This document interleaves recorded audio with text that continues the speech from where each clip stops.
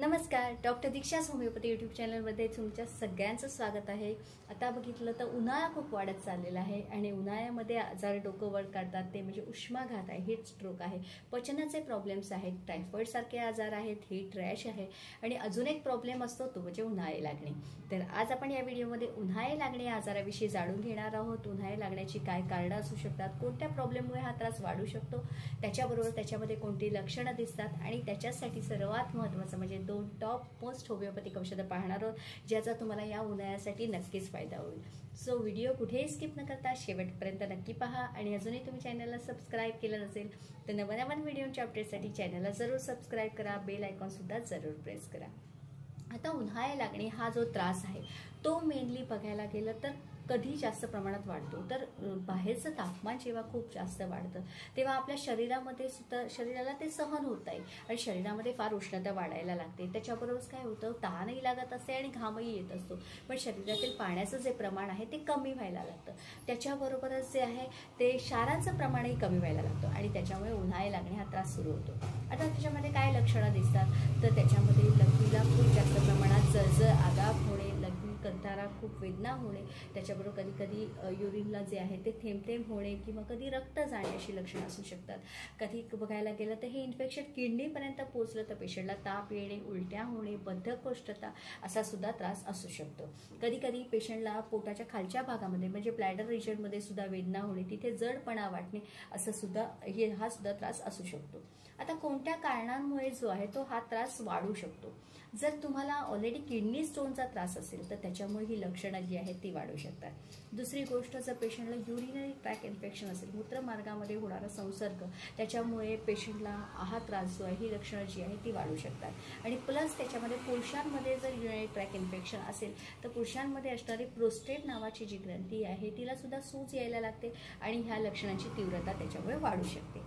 कधी कधी संबंधांदरम्यान एका पार्टनरपासून दुसऱ्या पार्टनरलाही हे इन्फेक्शन होण्याची शक्यता असते। अशी जी आहे ती काही कारणं आहे ज्याच्यामुळे हा जो त्रास आहे तो उन्हाळे लागण्याचा जास्त प्रमाणात वाढू शकतो।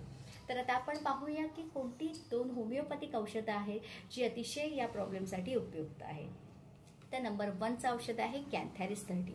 आता कॅन्थॅरिस 30 हे उन्हाळे लागण्याच्या प्रॉब्लेमसाठी तर उपयुक्त आहे, पण कोणकोणती लक्षणं त्याच्यामध्ये दिसू शकतात तेव्हा तुम्ही औषध घेऊ शकता। जर तुम्हाला युरिन करण्यापूर्वी, करताना आणि केल्यानंतर खूप जास्त वेदना आहेत, खूप बर्निंग आहे, जळजळ होते, त्याच्याबरोबरच कधी कधी थेंब थेंब युरिन होणे, कधी कधी युरिनची अर्जन्सी होणे असा त्रास आहे, त्याच्याबरोबरच पेशंटला कधी कधी रक्त लघवीमध्ये जाणे अशी लक्षणं असेल तर तुम्ही कॅन्थॅरिस 30 पोटेन्सीमध्ये हे औषध घेऊ शकता।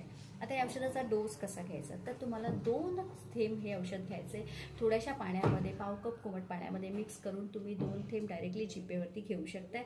त्याच्याबरोबर दर 3 तासांनी हे औषध तुम्ही रिपीट करू शकता आणि जसा जसा तुमचा त्रास कमी होईल तसं तसं ते औषध नंतर तुम्ही 6 तासांनी घेऊ शकताय, नंतर 8 तासांनी घेऊ शकताय, असं कंटिन्यू करू शकताय आणि नंतर हे औषध जे आहे ते तुम्ही दिवसातून 3 वेळा घेऊ शकताय आणि तुमचा जर त्रास पूर्णपणे बंद झाला की हे औषध तुम्ही बंद करू शकताय।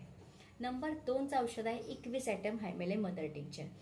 हे औषध जे आहे जर तुम्हाला पेशंटला जे आहे जे युरिन पास केल्यानंतर at the close of the urination खूप जास्त वेदना होत असेल, खूप बर्निंग असेल, जळजळ असेल आणि त्याच्याबरोबरच फ्रिक्वेन्सी असणे, वारंवार युरिन पास करावं लागणे, अर्जन्सी होणे, कधी कधी खूप घाई होणे युरिन पास करण्याची अशी लक्षणं आहेत, त्याच्याबरोबरच पेशंटला जे आहे किडनी स्टोनचा पण त्रास आहे आणि अशी लक्षणं दिसत असेल तर इक्विसॅटम हे अतिशय उपयुक्त असं औषध आहे। आणखीन लक्षण असतं म्हणजे पेशंटला ब्लॅडर रिजनमध्ये, पोटाच्या खालच्या भागामध्ये वेदना होतात, तिथे जडपणा वाटणे, हेवीनेस वाटणे अशी लक्षणं आहेत आणि युरिन पास केल्यानंतरही पेशंटला बरं वाटत नसेल तर इक्विसॅटम हे अतिशय उपयुक्त औषध आहे।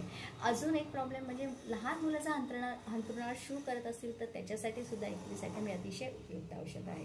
आता या औषधाचा डोस तुम्ही कसा घ्या तर इक्विसॅटम तुम्हाला मदर टिंक्चर फॉर्ममध्ये घ्यायचं आहे। ते तुम्ही औषध 7 थेंब अर्धा कप कोमट पाण्यात मिक्स करून दिवसातून 2 वेळा घेऊ शकताय।